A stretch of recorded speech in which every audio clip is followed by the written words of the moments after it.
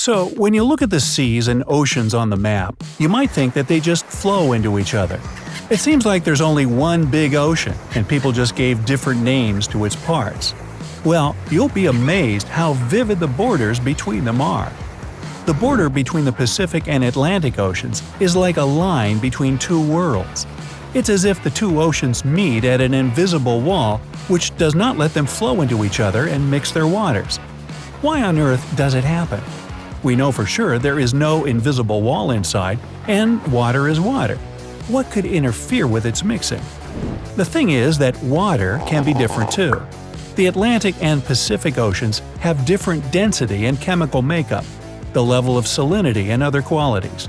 One can see by their color that they are far from being the same. The borders between the two bodies of water with different physical and biological characteristics are known as oceanclines. Haloclines, borders between waters with different salinity, are the most spectacular, and this is what we see when the Atlantic and Pacific Oceans meet. The famous explorer Jacques Cousteau found this when he was deep diving in the Straits of Gibraltar. The layers of water with different salinity looked like they were divided with a transparent film, and each layer had its own flora and fauna. Haloclines appear when the water in one ocean or sea is at least 5 times saltier than in the other. You can create a halocline at home if you pour some seawater or colored salty water in a glass and then add some fresh water on top of it. The only difference is that your halocline will be horizontal, and ocean haloclines are vertical. If you remember a couple of basic things from physics, you might argue that a denser liquid should finally end up lower and less dense higher. If that were true, the border between the two oceans would look not like a vertical line but as a horizontal one, and the difference between their salinity would become less obvious the closer they got to each other. So why doesn't it happen here? Well, first, the difference in density of water of the two oceans is not that great for one of them to get down and the other to rise up. And yet, it's enough to not let them mix. Still, another reason is inertia. One of the inertial forces known as the Coriolis force influences objects when they are moving in the system of axes, which, in its turn, is moving too. In simpler words, the Earth is moving, and all the moving objects on it will be acted upon by Coriolis force, deviating from their course. As a result, the objects on the Earth's surface don't move straight on, but deviate in clockwise order in the northern hemisphere and counterclockwise in the southern. But the Earth is moving slowly. It takes a planet a whole day to make a full circle around its axis. That's why the Coriolis effect gets obvious only in long time intervals, with cyclones and ocean flows. And this is why the direction of flows in the Atlantic and Pacific Oceans is different. It also doesn't let them mix. Another important difference between the two oceans' water is the strength of molecules' connection, or surface tensile strength. Thanks to this strength, molecules of a matter hold on to each other. The two oceans have a totally different surface tensile strength, and it also doesn't let them mix. Maybe they could gradually start mixing with time, but as the flows in them have opposite directions, they just don't have time to do this. We think that it's just water in both oceans, but its separate molecules meet for just a short moment and then get carried away with the ocean flow. Don't you think, though, that only the Atlantic and Pacific Oceans don't get on well with each other? There are a lot of places on the planet where water in the two seas or rivers doesn't mix. There are also thermoclines, borders between water of different temperatures, like the warm water of the Gulf Stream and much colder North Atlantic Ocean. Chemoclimes are the most amazing ones. These are borders between waters having different microclimate and chemical makeup. The Sargasso Sea is the biggest and most widely known chemocline. It is a sea within the Atlantic Ocean which has no shores, but you've got no chance not to notice it. Let's have a look at some other spectacular clines on the planet. 1. The North and Baltic Seas. These two seas meet near the Danish city of Skagen. The water in them does not mix because of different density. Sometimes you can see the waves of the two seas clash into each other, making foam, and yet their water mixes gradually. That's why the Baltic Sea is slightly saline. If there had been no water coming to it from the North Sea, It would have been a huge freshwater lake. 2. The Mediterranean Sea and the Atlantic Ocean.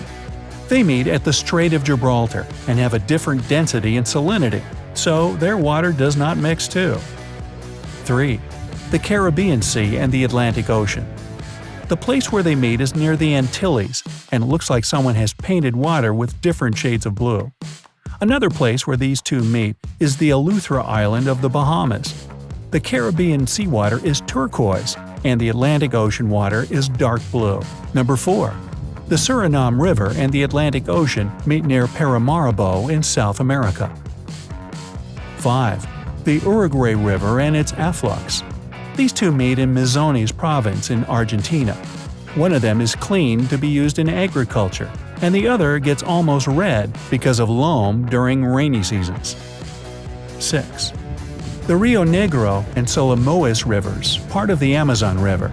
6 miles from Manaus in Brazil, Rio Negro and Solimões rivers run into each other, but don't mix for about 2.5 miles.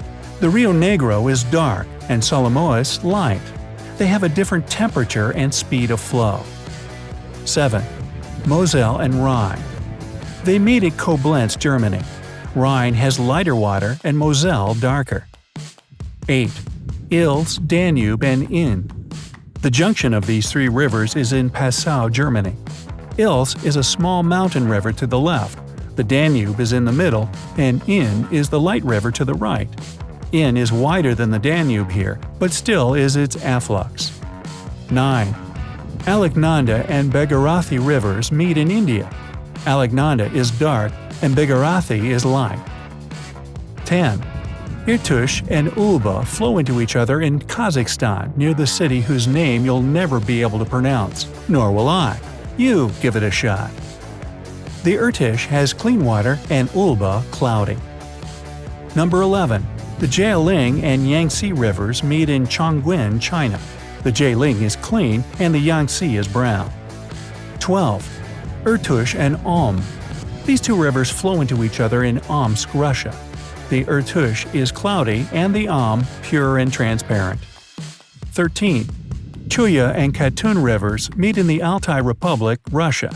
The water of the Chuya has an unusual cloudy white color here and looks dense and thick. Katun is clean and turquoise.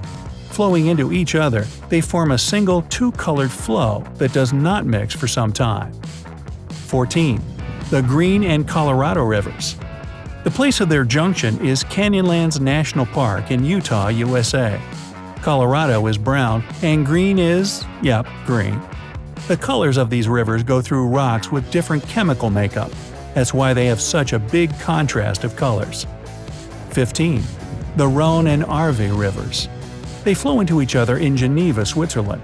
The Rhone is a pure river that flows out of the Lake of Geneva. The Arve is cloudy as it gets its water from the glaciers of the Chamonix Valley. So, what do you think about all this water? Of course it's a bad joke, like a lot of my bad pronunciations of those river names. Hey, if you learned something new today, then give the video a like and share it with a friend. And here are some other cool videos I think you'll enjoy. Just click to the left or right, and remember, stay on the bright side of life.